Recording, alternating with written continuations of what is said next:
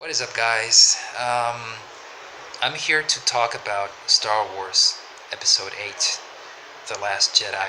First things first, I would like to apologize for the poor setup.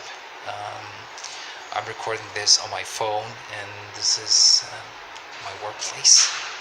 Also, this is my first review ever of any movie. This is the first time I'm recording myself and talking to the internet. So please bear with me, and I'm sorry if I sound random and unprepared. But to be fair, The Last Jedi was a bit of a mess too, so I kind of feel confident that I probably won't mess up so much as the movie did, as Rian Johnson did. A fair warning, there will be spoilers in this video, so if you haven't seen The Last Jedi yet, you probably should do that first. Anyways, I have a few notes about The Last Jedi. I've seen it twice. Let's start with the positives. The good things about The Last Jedi: it has nice visuals, a great score by John Williams. It has also some very exciting action sequences. Strangely enough, some of the space battles were boring and didn't make much sense to me.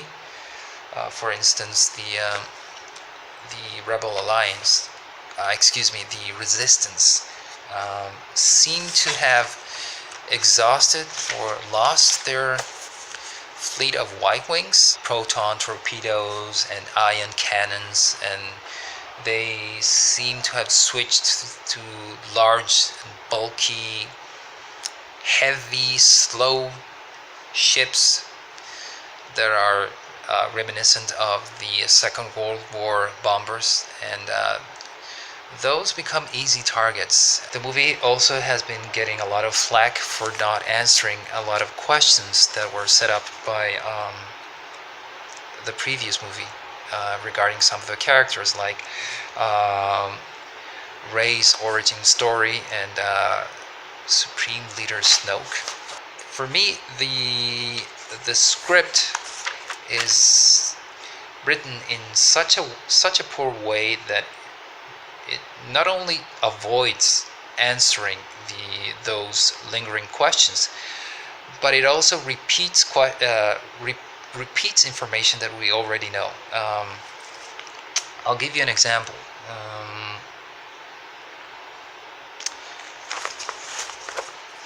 Let's see. Sorry about that. My notes are kind of a mess. Also, I don't really care about too much about who Supreme Leader Snoke is.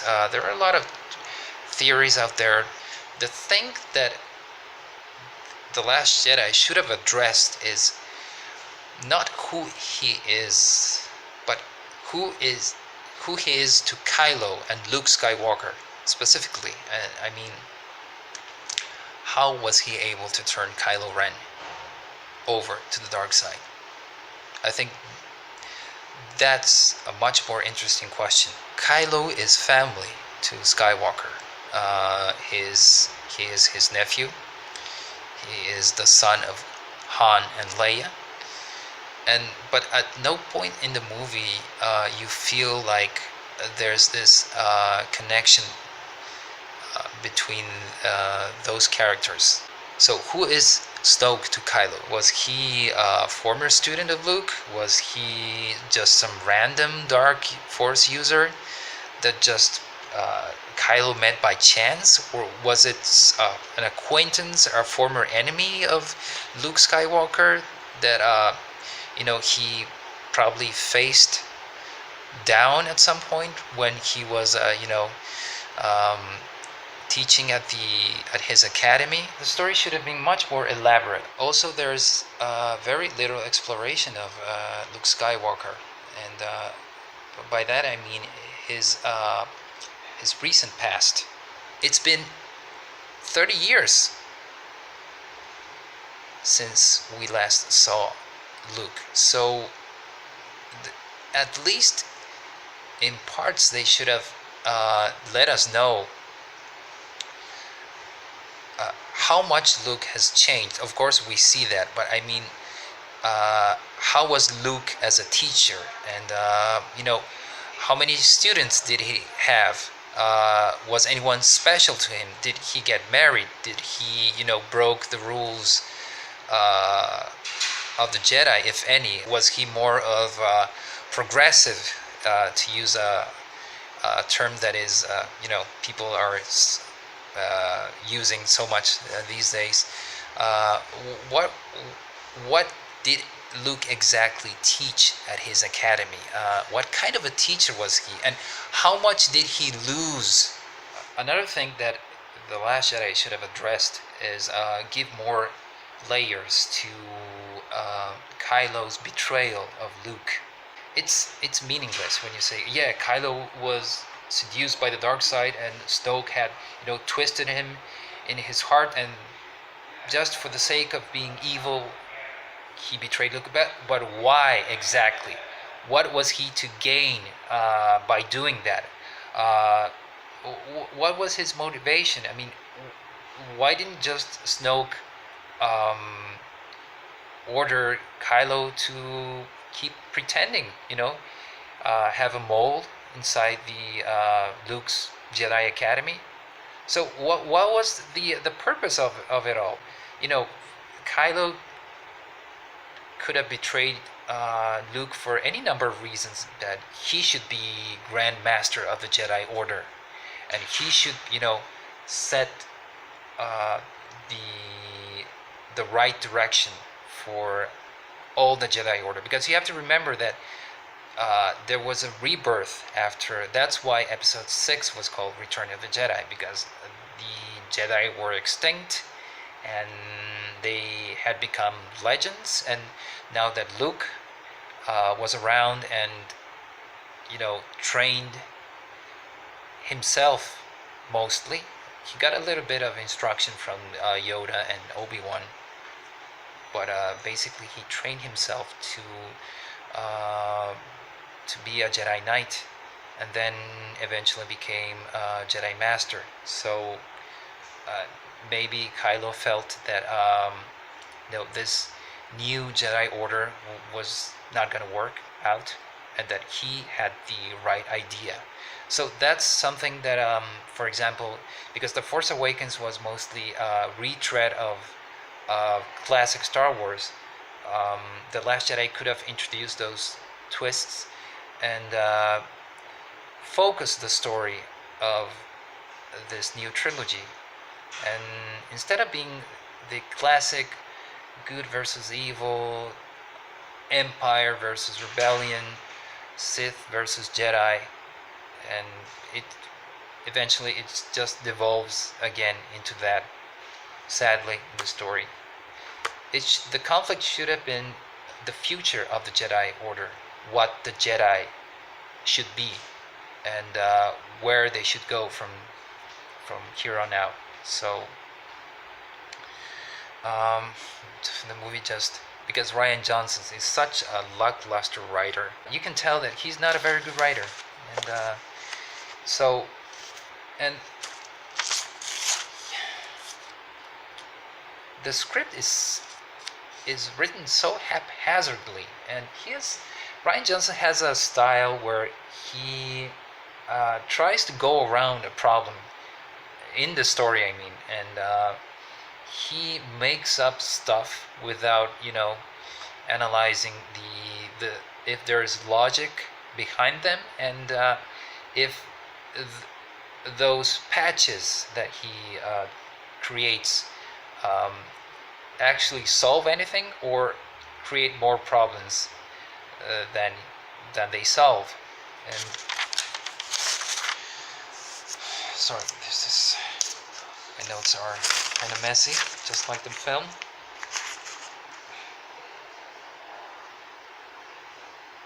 The Force bond that Rey and Kylo share, it's just BS. I mean, it's an interesting view of the Force, but that's lazy writing. I mean, the only reason he put that in the film is just, sorry about that, the Force connection between Kylo and and Rey, it's just lazy writing, and the reason for that, the reason I'm saying that is because it goes nowhere. It's obviously just a convenient way for Rey and Kylo to have that, that conversation where Kylo goes, "Did you ask Luke? Did you ask Luke what happened that night? The night I betrayed him and destroyed his temple?" And Rey goes, "Well, no, but because I know everything I need to know about you. You killed Han Solo and blah blah." And no, you should ask Luke. And it's just that, and there's of course no that force power. It doesn't set up anything else in the movie. It's just a way for them to communicate across vast distances, and of course, to go around the problem now, how they accomplish that, just Rian Johnson's comes up with a BS that Snoke did it, which not only doesn't make any sense from a plot point of view, but it creates more problems. I mean, if Snoke was really able to bridge those two, then because at the end of The Force Awakens, he orders Kylo Ren when Kylo tells him that Rey has Force abilities, and he orders Kylo to bring the scavenger girl to me. But if The Last Jedi takes place right after The Force Awakens. You have to remember that.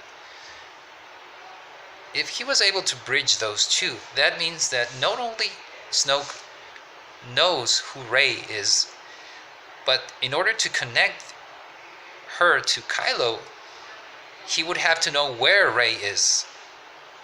So if he knows where Rey is, that means he knows where Luke Skywalker is. So why all the circus? He's such a stupid, dumb-ass villain, and that's because the writing is lazy. The writing is bad. The story is stupid, and that's Rian Johnson's fault. So that's what I mean when I say that he's such a bad writer. He just patches his story around, trying to make up some bullshit, and no, just works, and distract the audience with some lame ass action sequence, just action for the sake of action. It's just very forced. Everything is forced. Somehow he convinced Disney that he is the right man to create a whole new trilogy. So Rian Johnson, in the off chance that you're watching this, just hire a professional screenwriter. You can have an outline, an idea for the new trilogy, but please hire an actual screenwriter. Jesus, man. There are so many moments in the movie where characters behave so oddly and display blatant stupidity. That's the thing that bothered me the most, for example, about Luke. I get that he's a broken man and that he is very reluctant to take the mantle of teacher. He doesn't want to train a new generation of Jedi, blah blah blah, and Rian Johnson just keeps beating our heads with that idea, but virtually nothing that happens in the movie spurs Luke into action. I mean, when he learns that his friend Han is dead, and I think, well, we never see it on screen, but he asks what happened to Han, and I assume that Rey told him how he died, that it was Kylo that murdered his father. Luke doesn't feel guilty at all, that he never had the strength to go after Kylo. He just keeps saying, "Oh, I don't want to train you. I don't want to become a teacher, and I don't want to return to the galaxy." Okay, fine. When he learns that his sister Leia is in dire need of help, who cares? Oh, I'm staying. I don't care. Um, Somehow, I don't know how did Rey know this, but Rey actually states in the movie that the First Order is going to control all the major systems in the galaxy in a matter of weeks. Okay, fine, whatever.